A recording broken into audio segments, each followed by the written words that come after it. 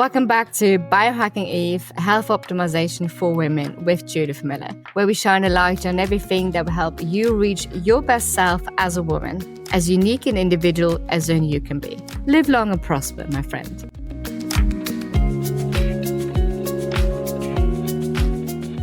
Sierra Clark is a health and longevity YouTuber, best known for doing the 90-day blueprint challenge, where she did Bryan Johnson's anti-aging routine for 90 days with her friend Jessie. She has a degree in behavioural neuroscience from Brown University, is currently on day 175 of an extended blueprint challenge, and posts weekly blogs of her progress on YouTube.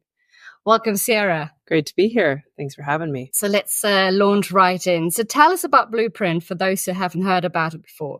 What is it about and what does the program look like? Yeah, so the Blueprint protocol was created by Bryan Johnson and a team of 30 doctors to figure out the ultimate anti-aging routine. And it spans across all areas of health. So it's diet, sleep, exercise, also skincare, oral care. And it's really looking to see what are the tweaks that we can make that will help us live the longest possible and hopefully the most enjoyable life possible as well. Sounds like a promising future. Yeah.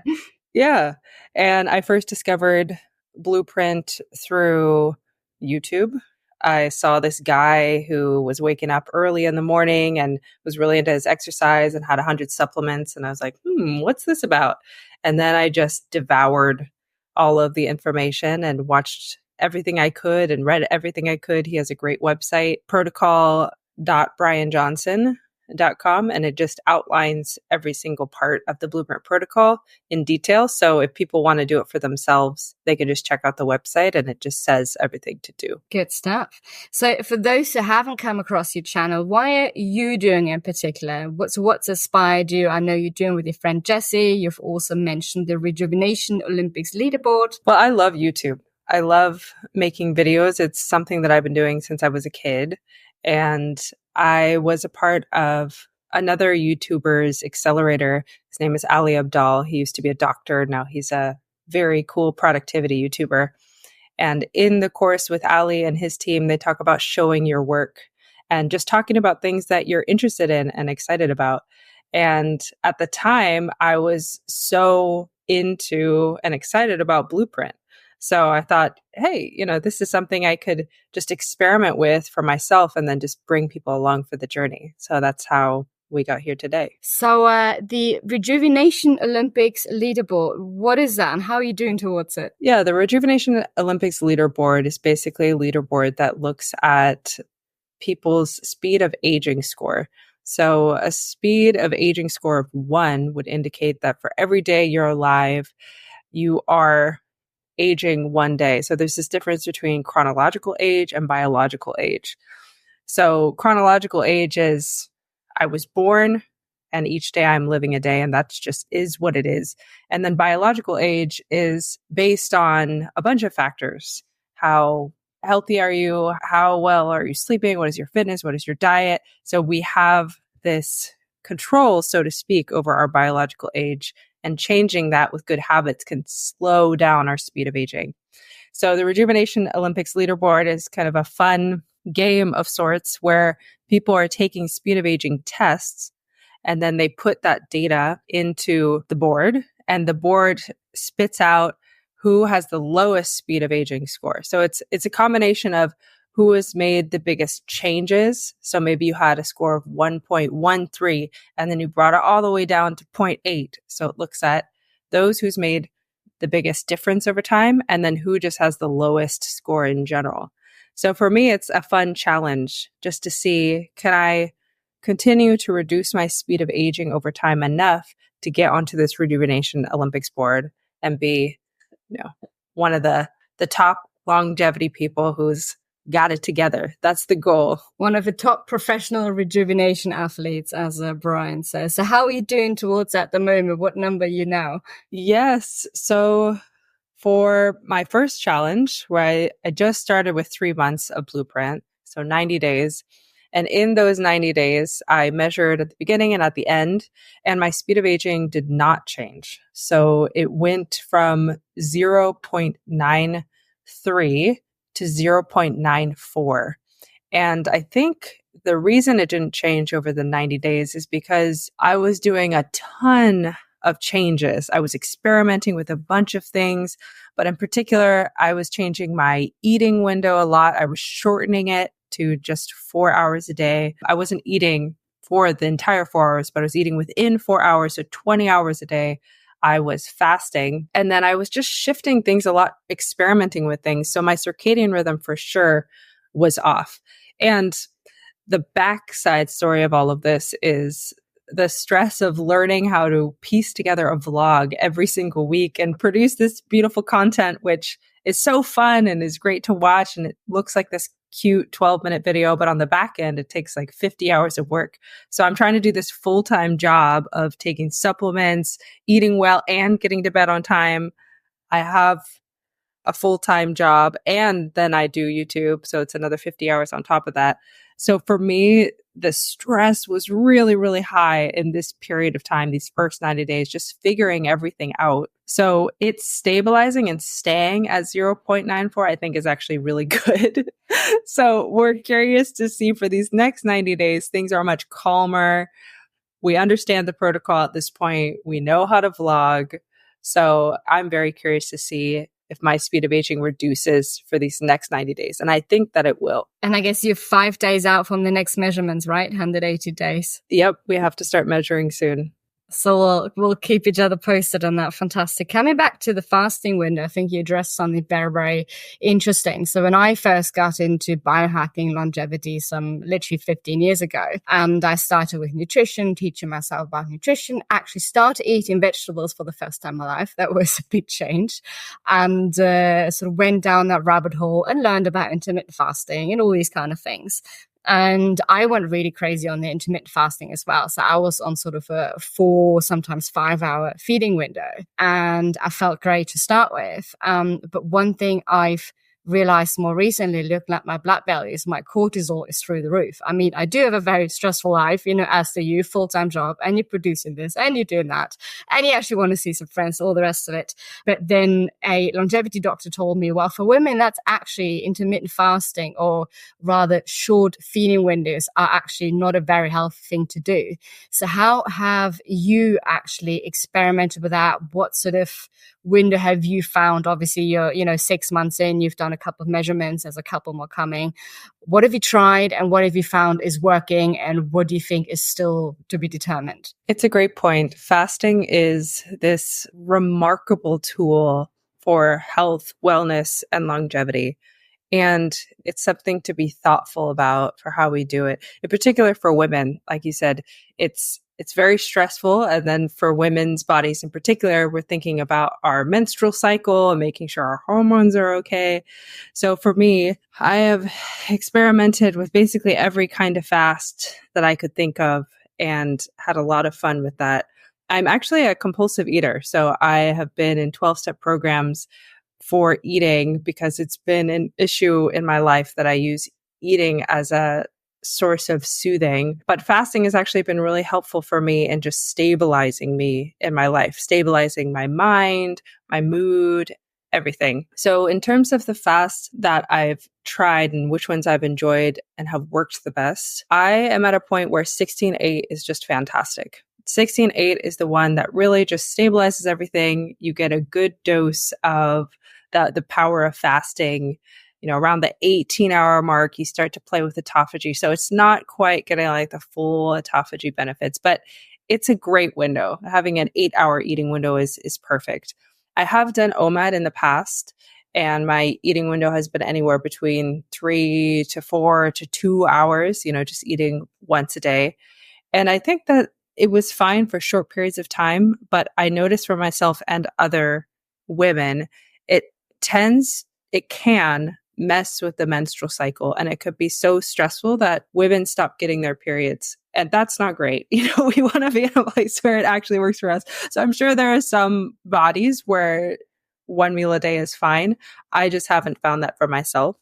I have done extended fast, also like 3-day fast up to a 9-day fast. Ooh, the 9-day fasts are really gnarly because you lose a lot of the bacteria in your gut. And so when you try to eat again, the refeeding process, you think you finish a 9-day fast, you're going to go out and eat a veggie burger or something. But no, you actually have to wait a while to allow your body to reacclimate to eating. So 9-day fasts are just, woo, okay. Hopefully you have a really good reason for a longer fast like that if you're going to do that. But I do tend to do a 3-day fast each year, normally at the beginning of the year, just as a cleanse. They say that if you do a 3-day fast, it gets rid of every cancer cell in your body. That is to be seen. But the 3-day fast is really nice for just spiritually grounding, just giving yourself time to slow down because everything slows down, and just be with yourself. So 16-8 and then 1 3-day fast per year is great. But 16-8 every day works for me. So it sounds like you've tried a lot. I think, first of all, thanks for sharing on the overeating. That's definitely a problem I've been struggling with a lot in my life. And I think the fasting has actually, for me, been psychologically really comforting, because I know that once I got to the end of my feeding window, whether it was 4 hours, 8 hours, whatever it was, and I knew I had eaten enough for my macros, for my actual caloric intake. And I knew that anything beyond that was just psychological. I was stressed, I was bored, I was whatever it might be. And I think that really helps. Like, no, look, it is whatever it is, 6 p.m., 7 p.m. I have eaten enough. I can't stop. I'm not going to starve till tomorrow. I need to deal with whatever I'm actually having to deal with instead. So that was interesting. Coming back on the period, I personally haven't noticed any changes in period during the different fasting cycles. But again, that surprise with the cortisol, that means just because that outward sign hasn't changed, that doesn't mean it's all fine for your particular body.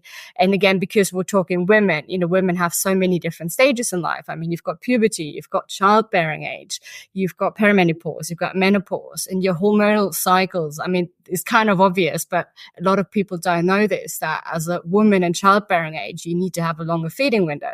When you're in perimenopause, menopause, you can eat like a man, as it were, in the sense that it's much easier and much easier on your body to actually fast. So that's an interesting one. Sticking with women, how have you modified Bryan's protocol for your needs as a woman? Yeah, I mean, the main thing I found is around menstrual cycle and feeling more fatigued or tired at certain parts of the month.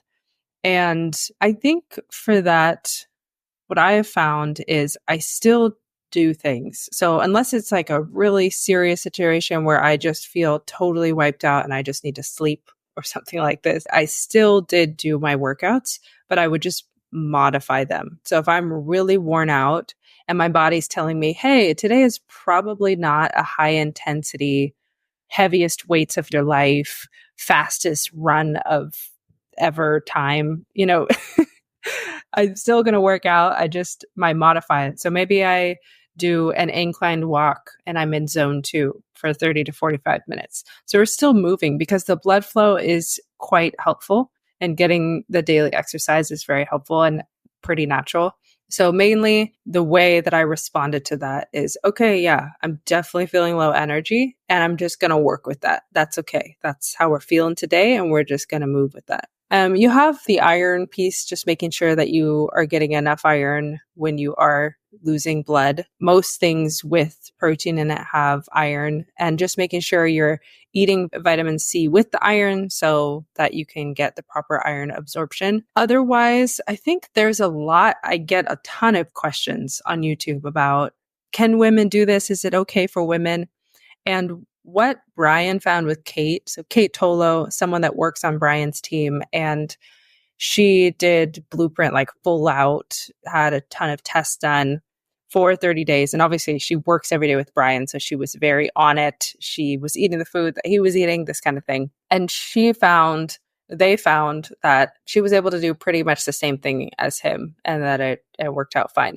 And I also found pretty similarly, like, yeah, this maps pretty well to a person in general. And I mean, when you step back and you think about it, it makes sense. Eat whole foods, and ideally that includes some plants, exercise daily, like move around, and get great sleep.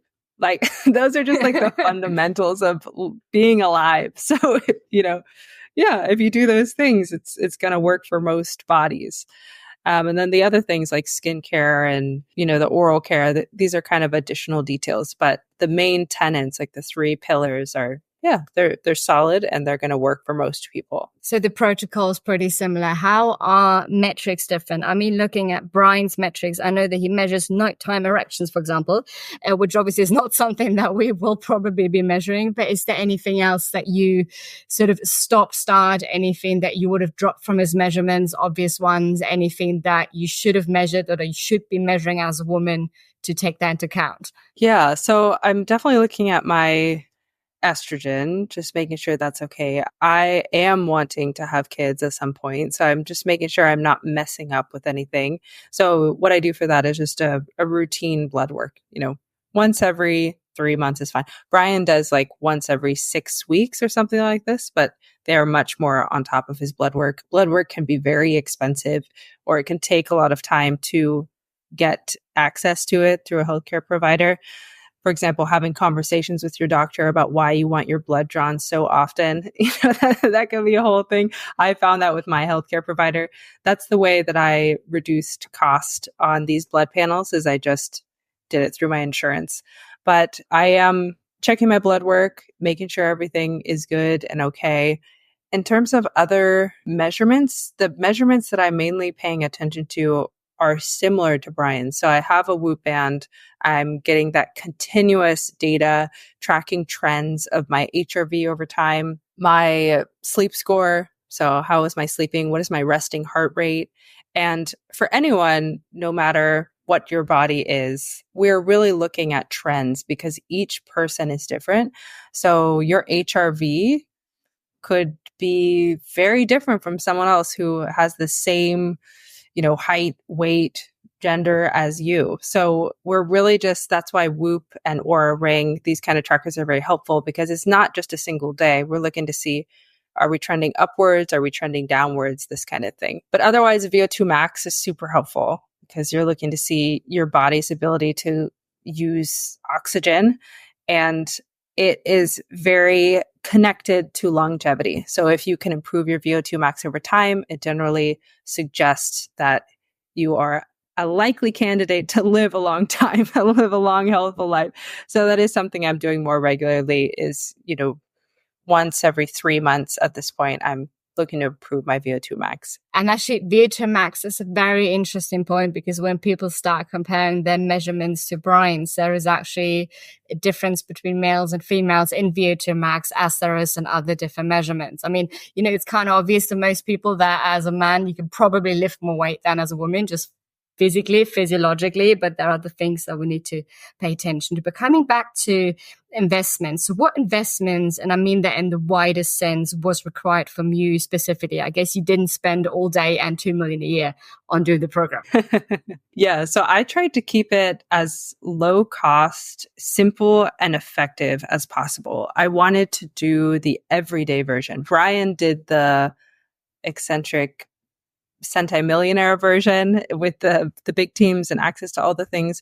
So my intention was to show people that I love and people that are curious about it how to do this as an everyday person with an actual budget.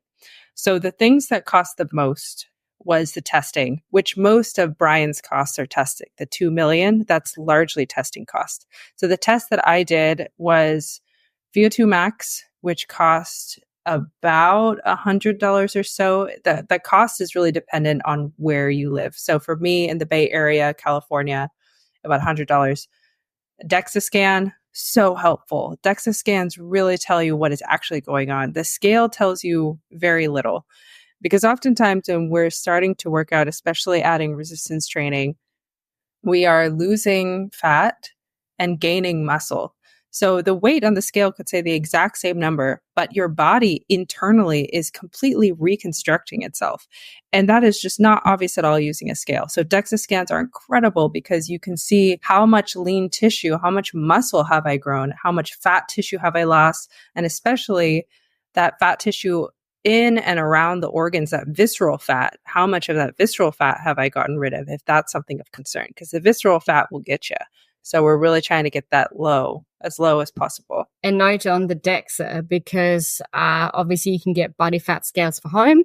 I think some of them actually do visceral fat. I mean, DEXA, apart from being quite expensive and obviously it takes a while to get an appointment, there's also a certain amount of radiation involved. So the advice I have gotten from the providers is basically no more than every 2 years. Yeah, I've seen that too. Yeah, which is so tricky because it's so useful, And it's interesting, in the Bay Area, we have these DEXA scans that are actually in a van, and it reduces the cost a ton. But this is a very San Francisco kind of thing. So it's like $50 and you're looking for the DEXA scan place and you're like, wow, it's literally in a van. That's how they make the score so low. So they open the door, they got the DEXA machine inside this van, you jump in, they do the scan, you jump out, and that's what it is. So yeah, very interesting. So other costs. So when we first started, we did all of Bryan's supplementation, which at this point, we're no longer doing this. But in the beginning, we got all of the supplements that he had, which cost us $800 up front. And I split the cost with the friend. We just found over time that that wasn't necessary. Bryan's intention with the supplements, what he's spoken about, is he's really testing the edges of everything. So he's looking at the things that have research. He's adding that to see if it moves the needle for him. I'm not really in that camp. I only add things if we know for sure that it's really, really going to do something or it's absolutely necessary. For example, I am plant-based. So taking 3,000 mcgs a week of B12 is absolute necessity. That's just not even a question. I'm not going to try to do that with nutritional yeast. Like, it's just too much of a concern if I don't get B12. B12 deficiency is very serious. So yeah. So I'm going to take B12 because I definitely need to. Other things like vitamin D, because I'm really not in the sun that much. Iodine, omega-3s. These are some of the ones that I've actually stuck with. But in the beginning, 800 for supplements, which was like, woo, that hurt. That felt like a lot. Then you have all these pills and then you got to sort them. And it's like, oh, Lord. So $800 for that. And then the speed of aging tests themselves, we got the cheaper version from True Diagnostic, which is about $300 per test. So those are some of the major costs. And then otherwise, the more regular costs are mainly the food. So in bulks, getting macadamia nut milk, the macadamia nuts, this kind of thing, chia seeds, flax seeds, that would cost maybe $150 or so every couple of weeks. And then just the vegetables and berries and stuff like this is pretty normal cost, maybe like $50 a week, depending on the grocery store. And we would do a lot of frozen items that were already pre-cut because it saved a bunch of time for food prep. And also the cost is a bit lower.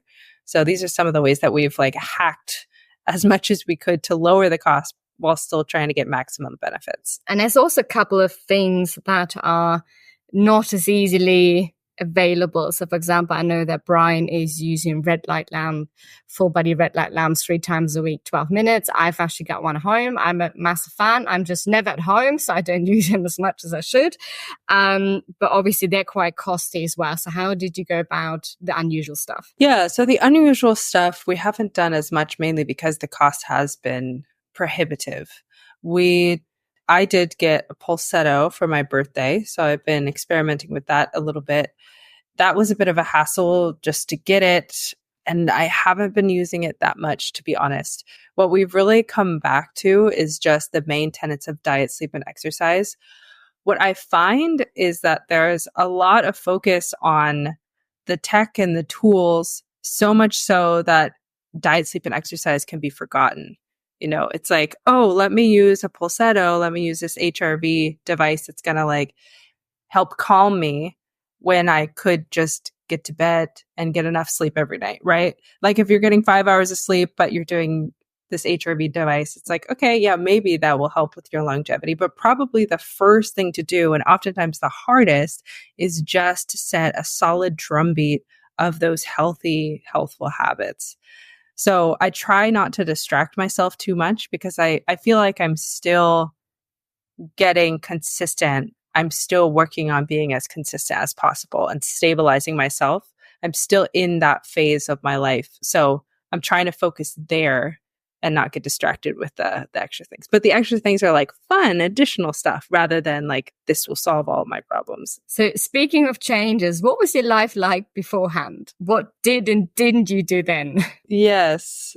I had a lot more compulsive eating before. I had started a habit that was actually quite new for me, which was going to fast food restaurants when I was stressed out. I mean, I understand why people eat fast food. It's super easy. You literally don't have to get out of your car. It's incredible. It costs very little. You're like, wow, I'm saving so much money. And I wouldn't say it tastes delicious in the way that like a balanced meal tastes, but it definitely gives you some kind of hit, or it's satisfying in that way, like gives you that dopamine rush. And so I have some fast food restaurants near where I live. And so I found myself getting into this really interesting habit of whenever I started to get really stressed out, I would find myself at a drive-through. And it wasn't every single day, but it was becoming a habit. Or the other one is I have a corner store near me. And when I got really, really stressed, I would walk over there and solve all my problems by getting a very particular ice cream, Ben and Jerry's Cherry Garcia ice cream. I get the pint and I would just feel like, you know what? You deserve this and it's going to be great. Like, let's do this. And of course you eat the first couple bites and it hits you like a train. You're like, whoa, or like a shot of something. You're like, hey. And then you finish the pint and you're like, wow, that just doesn't feel that great. But I definitely had a bit of that. I was exercising not as regularly as I am now. My sleep was pretty all over the place. It was just dependent on how I would feel. The more stressed I got, the harder it was to actually get to sleep. Diet, sleep, and exercise. And yeah, that's the most of it. I would say someone interested in health, I think someone would look at me on the outside at that period of my life and say, yeah, Sierra seems healthy, like she looks healthy. She seems like a healthy oriented person. She seems like she makes good choices. And I relatively did, but there was just a lot of this other messy kind of stuff in there as well. And now, or the first 90 days was really trying to sort all of that out. And it just felt so hard. It just felt impossible sometimes. Like, you got to be kidding me. And really the mental part was the hardest part. It's just not having those easy outs anymore and having to build new coping strategies. I mean, that stuff is hard. And if no one's taught you how to do it, you could just feel like you're on your own with it. But you just got to keep going and you just got to keep trying and involve your friends. That's why I had Jesse. I thought about doing this 90-day challenge on my own. I was like, that's such a cool idea. Somebody else should do it. But then I was like, no, I do want to do it, but I do not want to do this alone. That sounds horrible. And then when I thought about involving my friend Jessie, it just changed everything for me. I was like, that makes it fun. That makes it cool and a bonding experience. So if I were to do it all over again, I would make the same decision of bringing someone else into the fold with me, because people are really that motivation unlock. If you are showing up to the gym because your friend's waiting for you, it's going to get you to the gym. If you have a trainer there, it's going to get you there. Like, people really are what make the difference. So what has actually been, or what have been the three hardest parts, or what have been the three perhaps most satisfying parts? I would say number one, food has been the hardest one for me. The consistency of it, especially eating basically the same thing every day for those first 90 days was really hard. The second thing was the mental part, the reconstructing my brain, letting my brain like build new neuronal pathways. It's like, there's a reason why humans run away from change, because like, it is pretty exhausting. It's pretty tiring, but is it worth it? Absolutely. So I would say that was hard, but also very satisfying.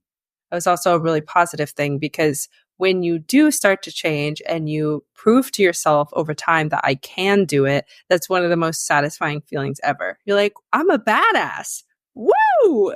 You're like, I kind of knew that deep down inside, but like now I see it. Like, I'm doing what I said I was going to do. And it is building this trust with yourself. You're building this more trusting relationship with yourself. And that feels so good. The other thing that's hard is when you're doing well and then you fall somehow. Like you feel like you're going backwards. Like you eat the wrong thing, or you forget to exercise one day because you're too tired, or you end up going to bed at midnight and your bedtime is 9, this kind of thing. And you just feel like a failure. That part is so hard because you're like, no, I messed it all up and now it's over. I'll never be able to get back. And then it can be easy to start catastrophizing. So I would say that part is hard, but that is the part that requires a lot of love, like a baby, like the love you would give a baby. You know, it is those times where you're falling, where it's just a part of it. It's literally a part of it. If you're hiking and then you have a little trip and fall, you're not going to just like lie there dead and just not get up. Like you would just get up and you would keep hiking.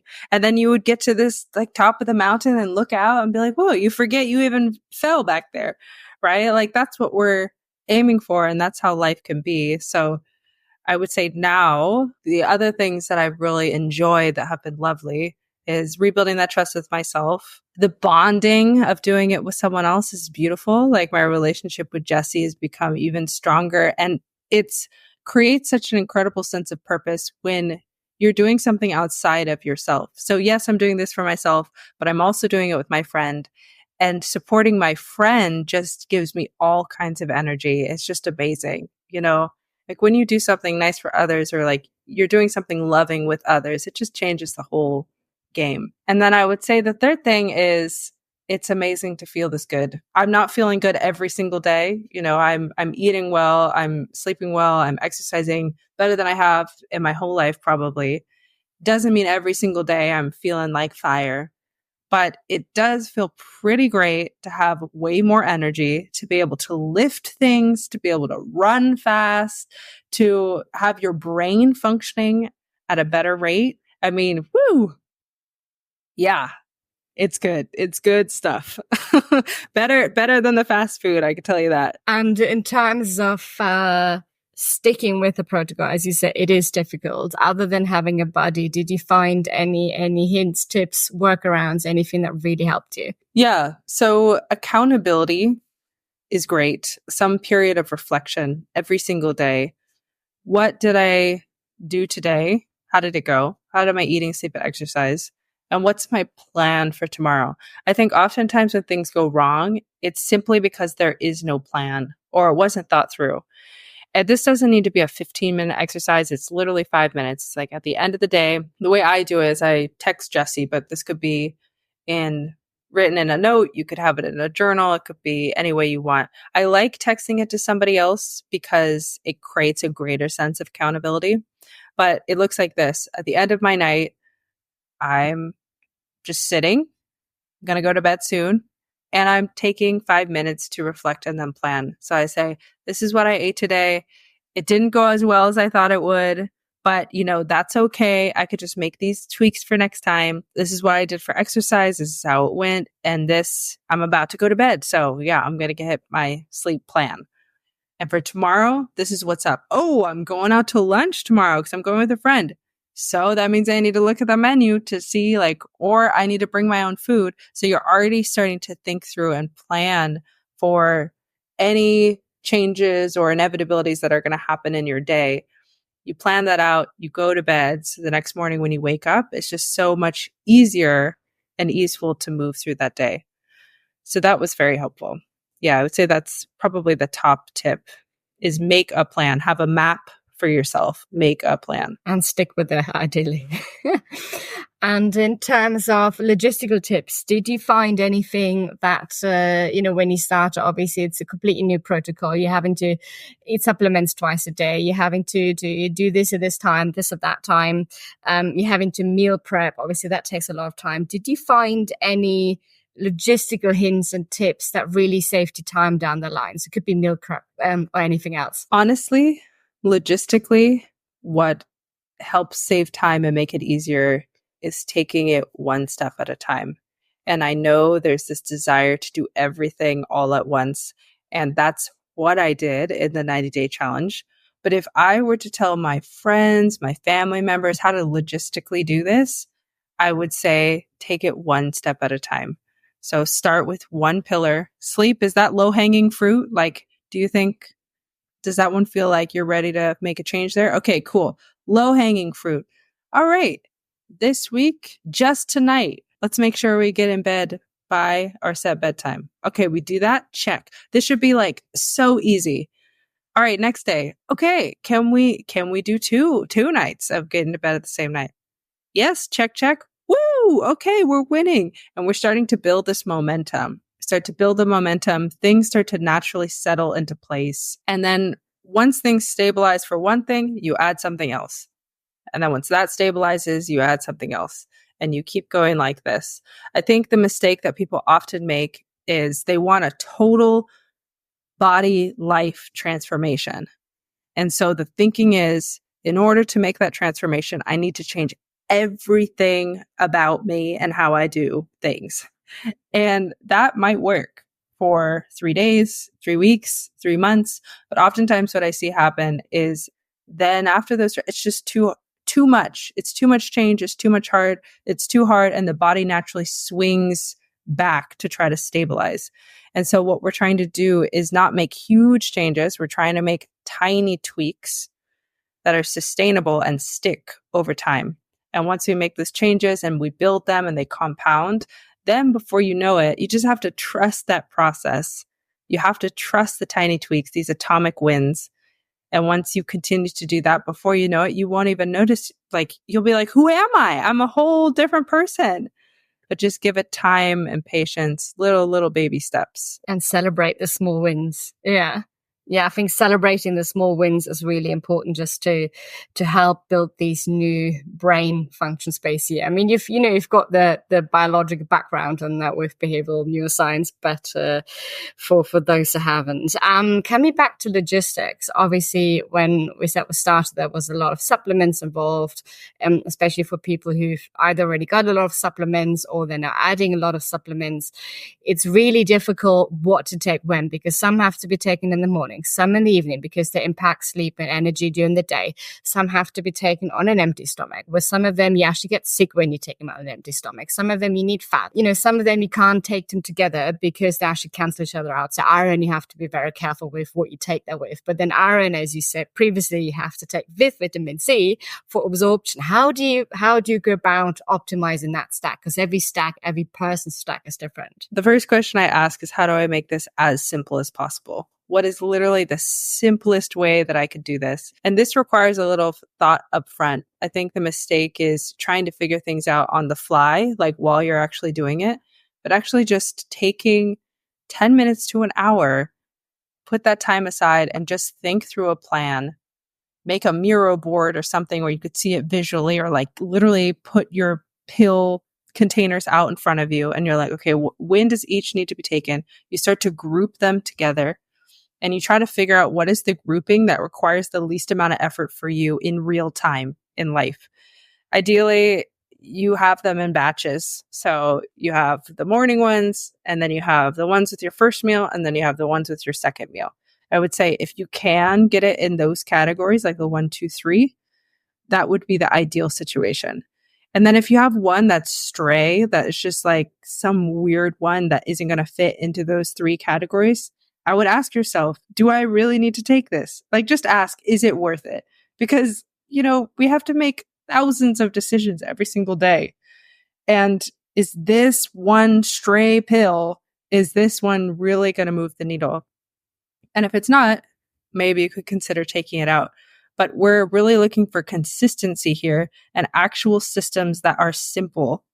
If they're simple and clear, easy to do, that allows us to automate our behavior. So we're really just trying to aim for simplicity as much as possible. I would say that would be the goal. Good stuff. Let's have a look at results. Are there any particular numbers that you can share where you said this has improved or perhaps this hasn't improved, surprisingly? Obviously, you mentioned we're still, waiting for the next set of results for the second 90 days. And the first 90 days were a little bit all over the place because so many things changed. Yeah. So for my DEXA scan, my body fat percentage decreased slightly, which was nice to see. I think it's a little tricky for me because my body is in a pretty stabilized place already. So I'm not expecting a lot of movement there. But it went from about 22% body fat, which sounds like a lot for a man. But if you're a woman, 22% body fat is like a great place. And that's something to definitely be aware of, is like what is normal for your particular kind of body. But it went from like 22% to 21%. I did in the early days, this first 90 days, lose some lean tissue, about like 4 pounds of lean tissue in my legs, which was a little concerning. And we realized that my protein intake was probably not high enough. I was doing caloric restriction, which is generally, it can be okay and fine. You could still build muscle. But my protein intake it seemed like it was too low because my muscles weren't able to actually grow, in particular in my legs, and I was losing muscle there. So that was actually kind of a negative aspect. But then other things like HRV has gone up a couple of points over time. When you see it on the daily, it's kind of like a jagged line. It goes up and a little bit down, up, down, down. But the trending line is up. And then the other trending line that is down, which is a positive thing, is resting heart rate. So that going down to, it started in the maybe high 50s, like 57 or something like that. And it's now in the 40s. So that's a really great place to be. I'm trying to get it, I want it to be around 44 or so. Like that would be a great number to aim for. But yeah, it's in the 40s now, which is great to see. VO2 max, I have only done one so far. So I'm going to do another and we'll see the comparison. But it was 45 was the number that I got. And I'm looking to increase that. I was on the treadmill for 12 minutes. I'm aiming to shoot for 15. So that was good. My speed of aging was 0.93 and then 0.94, and looking for that to go down. But then I would say a big one was the blood work. So I had some deficiencies in my blood work before I started Blueprint. I would say that was the main thing that was very notable, is I had deficiencies in my blood work. And then after Blueprint, all of my levels were good. Everything was in the green zone. Everything was positive. So that was fantastic. The one thing I will say that we talked about is my stress levels were high. And I think that was impacting everything a lot. So I think the best results are yet to come for me and will start appearing and already have started to appear in these second 90 days. And that's something that I would say for people is the first 3 months is the beginning. It's the beginning of a long journey. So that's not a time to get too worried about anything. It's just keep moving forward. As long as you're moving forward, be patient, kind, loving with yourself, do the things, eat well, sleep well, exercise, and just focus on that. And everything will come into place beautifully. I think that's a good point, because one of my questions was going to be, which areas would you have liked to see impacted that perhaps didn't? But again, we're missing, or we're waiting for the third set of values, or rather the second set of values from the second 90 days, as it were, and things are going to be changing as they are. So I really look forward to having you back and telling us more about that. But in the meantime, are there any secret tips? So what are the 3 things you wish you would have known, or that you wish someone would have told you? Someone would have told you before you started this protocol. I wish someone would have told me it's going to be okay. When I was making a bunch of changes, it feels like everything is falling apart. And it's funny because you think when you're making these changes, you're immediately going to feel amazing. But actually in the beginning, it feels like a lot. It's a lot. Change is a lot. And I think what I wish someone would have told me is, this is normal. You are okay. It is okay. Change is hard and you're doing a great job, baby. Keep going. You're doing the right thing. You've got everything you need. Just take baby steps. And that's the thing I always talk about, is taking these baby steps, having atomic wins, celebrating, because that's something I wish someone would have told me long ago, is the magic is in the small changes.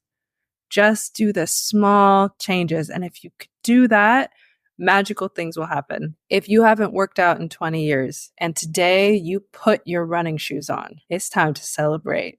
If you haven't been able to get into the gym because you're feeling embarrassed and you're worried people are going to judge you, and today you stepped foot in the gym, that is something to celebrate.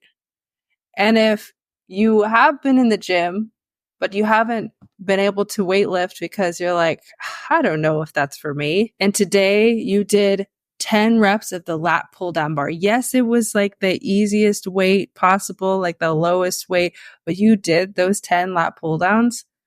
That is a win. And I think that's something that I wish I had known earlier, is if we can celebrate the small wins, if we can make the small changes, that is when magic really starts to happen. So speaking of magic, you went to see Bryan to give him your results. Tell us about that. Yeah, Bryan's great.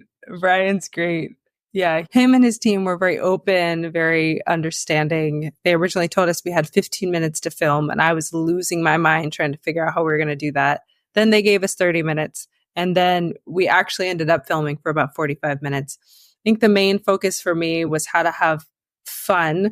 Bryan has become somewhat of a mystical creature in the land of longevity, and he really is a man. He's a man on a mission, but just like any of us, he's always trying to do his best. He is learning as he goes. And so it was fun to meet with someone else who is also into this kind of stuff.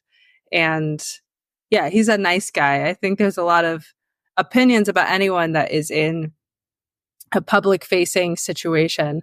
But the sense that I got from Bryan, he is genuinely a nice person trying to do good things. And he is on a path that feels really right for him. Like it's true to who he is. So I really celebrate him. And yeah, I think it's cool what he's doing. And it was nice of him to celebrate together and also do some dance moves. Yeah, we had a dancing scene in the video and it was great. Yeah, it was really good. So speaking of path, I know you're now helping other people. Tell us about that. Yeah, so we started a first cohort of something we were calling the Atomic Health Party. And basically what was happening with YouTube is people were watching the videos, getting excited, and there was change happening. Like you'd get comments where people were like, I went to the gym for the first time in forever. And like, I've been stretching and I've been eating healthy. And so the change is already happening just by visually seeing someone else do these kinds of things and overcoming challenges, I think is helpful. But there were some people that wanted to take it to the next level. They really wanted to figure out how to set up automated systems for diet, sleep, and exercise. But this stuff's hard. It's like a lot of small pieces that are easy, but it can feel like a lot when you try to do it on your own. So yeah, we have this cohort of 17 people where we're building the systems and people are overwhelmed and they're like, what the heck is happening? But also there's dedication to just figuring out with time and in community. So that's what we've been up to. But long term, the thinking is to make this not just 17 people, but kind of open it up to other people, have it be like a low cost. I really want it to be accessible to as many people as possible. And just have this space where together we can build our automated systems. Together we can set up the life of our dreams.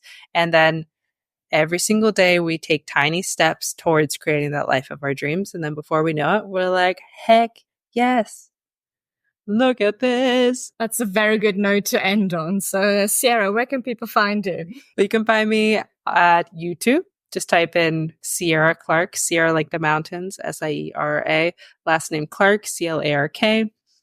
Otherwise, you can find me on the socials at Sierra C as in Clark Health. Yeah. Or if you see me around, if you see me walking on the streets, if you know what my face looks like, come and say hi. I love talking to people. Fantastic. Sierra, it was very lovely to have you here. Thanks so much for having me, Judith. This has been awesome.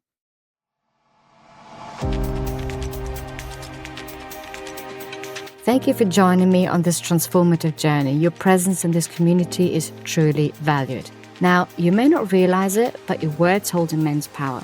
They have the ability to reach others who may benefit greatly from the wisdom shared here.